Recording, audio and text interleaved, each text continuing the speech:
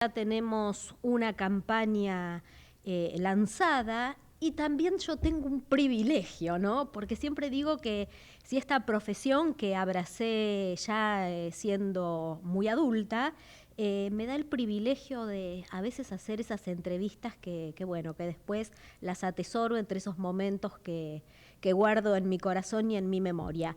Y hoy está en línea para hablar de de todos estos temas, Ariel Biagietti. Él es licenciado en comunicación, es analista político y yo lo considero, siempre se lo digo, él es un experto en leer todo lo que pasa a nivel político en provincia de Buenos Aires. Así que sin más preámbulo le doy la bienvenida. Buenas tardes, Ariel, gracias por atendernos.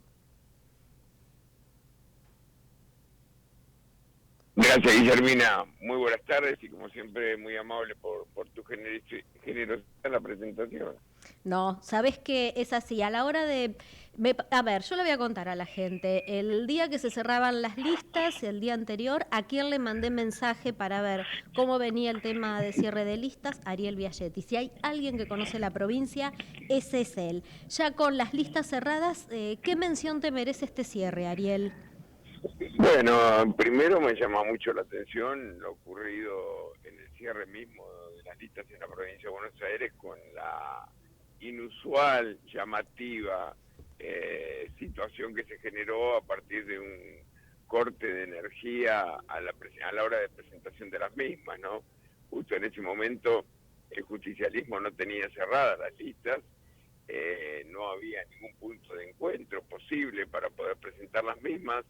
Ya algunos sectores del propio peronismo estaban presentándola de manera individual y se tomó la determinación de que se prorrogue casi 48 horas la presentación de las mismas. Ya eso indica que hay una situación absolutamente diferente en lo que hace al respeto de las leyes, ¿no? Pues si hay un tiempo hay que respetar el tiempo, ¿no? Esto es una cuestión que tiene que ver con seguramente una situación inusual, pero más allá de esto creo que no marca un buen antecedente esto que pasó en el cierre de las mismas. Respecto de los nombres, bueno, yo estoy convencido que indudablemente acá hay una jugada muy importante por parte del gobernador de la provincia de Buenos Aires, donde él sabe que es este tren y no viene otro tren atrás. Es decir, que tiene que tomar el tren que tiene y tiene que trabajar sobre esto que le dio la posibilidad de ser 8 años gobernador para encolumnarse hacia la presidencia de la Nación en el año 2027. No hay ninguna posibilidad de que si a Kicillof le va mal estos 2 años, tenga alguna posibilidad de revancha. Primero porque no es el niño mimado dentro del propio justicialismo, lo es hoy en función de que es el gobernador y que tiene el cargo y que representa mucho.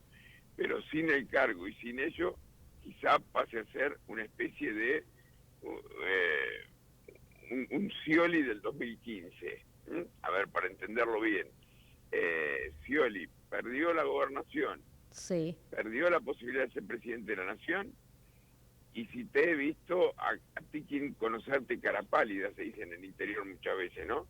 En esto de no recordar a la persona que está uno, con la cual uno elevó la posibilidad y creció en la posibilidad y la esperanza de ser gobierno.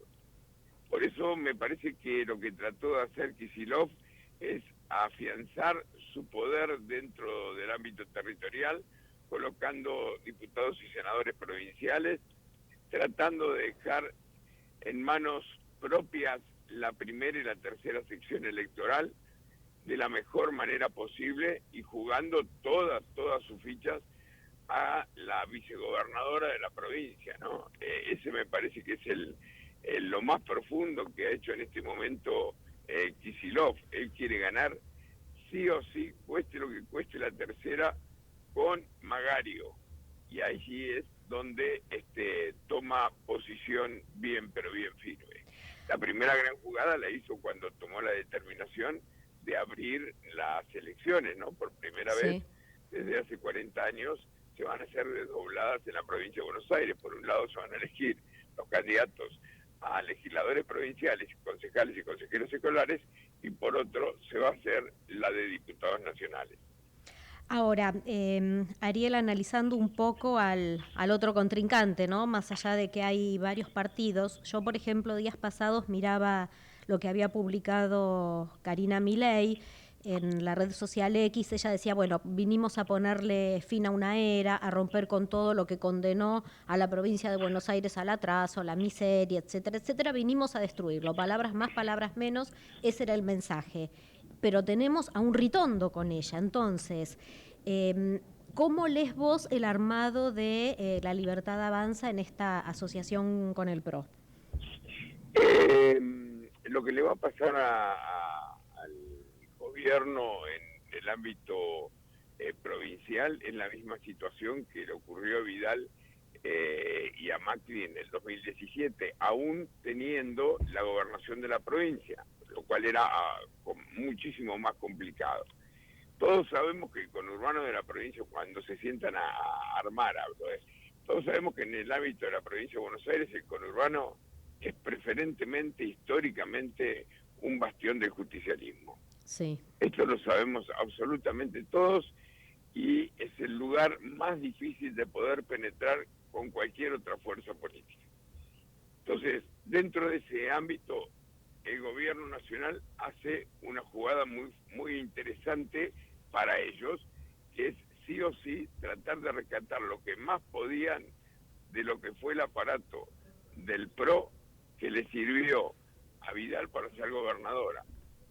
Claro que no cosechó todo, cosechó apenas una parte, porque por el otro lado está el radicalismo, en una tercera fuerza, que no sé cuánto va a ser el porcentaje que vaya a sacar, enseguida lo vamos a evaluar, pero que no es todo lo que cosechó. Lo que estaba seguro el gobierno es que solo no podía tener aspiraciones ni acercarse a lo que podía ser el vaivén electoral de la tercera sección electoral y del conurbano todo. Entonces, ante esta situación buscó algunos aliados. Lo encontró en Ritondo, lo encontró en Bullrich, lo encontró en Santilli, pero lógicamente que no está todo el PRO dentro de este esquema. De hecho, hay muchos intendentes del interior de la provincia de Buenos Aires que se abrieron, ¿no?, de esta estructura, el intendente de Puan, el intendente de Spring, por dar un ejemplo, que de esta coyuntura en la cual estamos hablando. Con lo cual digo, ellos buscaron y apuntaron al conurbano de la provincia de Buenos Aires, no apuntaron al interior. En el interior le va a ser mucho más difícil, claro, son los menos votos, pero proyectado como comunas, quizá les sea muy difícil entender por qué puedan no ganar en algunos distritos que pueden ser importantes para ellos, donde sí han ganado el PRO y en consecuencia el propio Milei en la elección de presidente. Así que atención con ese dato. No obstante, creo que no llegó un candidato como se esperaba a la cabeza de la tercera sección electoral. Quizá esperaban a alguien con más fuerza, quizá más popular. No digo que sea un mal candidato, ni digo tampoco que no tenga condiciones.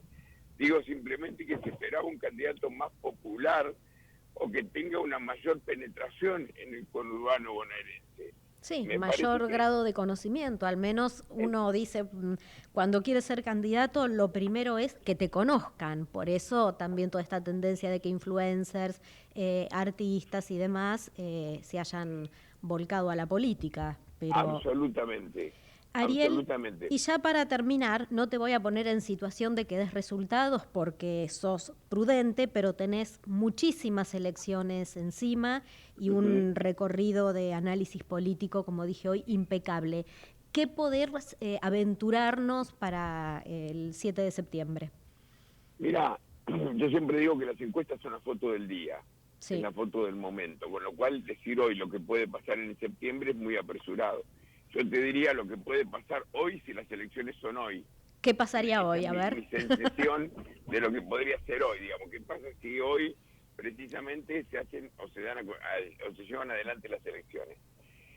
A mí me parece que ganaría tranquilamente en el conurbano, ganaría bien el oficialismo provincial. Digo, que Kicillof estaría por encima en la tercera sección electoral, principalmente estaría por encima de lo que es el gobierno, pero que esto va a depender mucho de la economía al momento propio de llegar la persona al cuarto oscuro.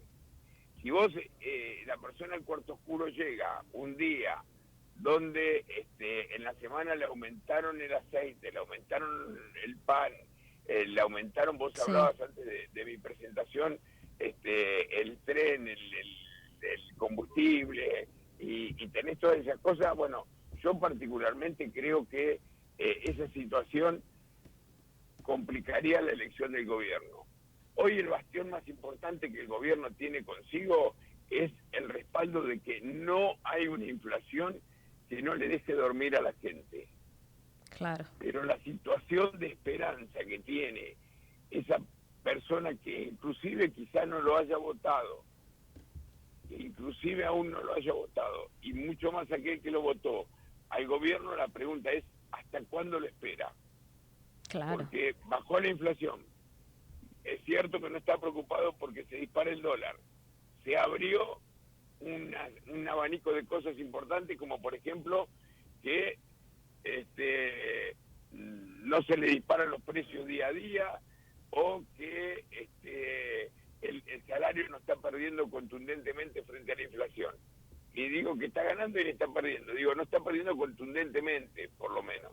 Entonces digo, No, lo que pasa ante un... que perdió ni bien asumió que metieron un hachazo del 30%. Claro, y Ese es el ahí tema. está el hecho de Entonces, recuperarlo. No, claro, claro, totalmente de acuerdo con vos. Por eso digo, esta situación, ¿cuánto le va a durar a la gente el aguante? ¿Cuánto va a aguantar la gente esto? Esta es la pregunta que nosotros tenemos que hacernos. Y ahí está la situación de esperanza que puede tener el pueblo. Creo que en el interior le va a ir muy bien, en el interior le va a ir muy bien, inclusive en aquellos bastiones donde los intendentes peronistas han tenido que ser cabeza de lista, tanto a nivel seccional como a nivel mm, local, para poder conservar el voto, porque si no, no lo iban a conservar. claro. Y no obstante, nadie se los garantiza. Bien. Bueno, Ariel, gracias por tu tiempo porque sé que estás en ruta y me dijiste donde esté voy a tener señal y voy a poder hablar con vos y eso lo valoro muchísimo.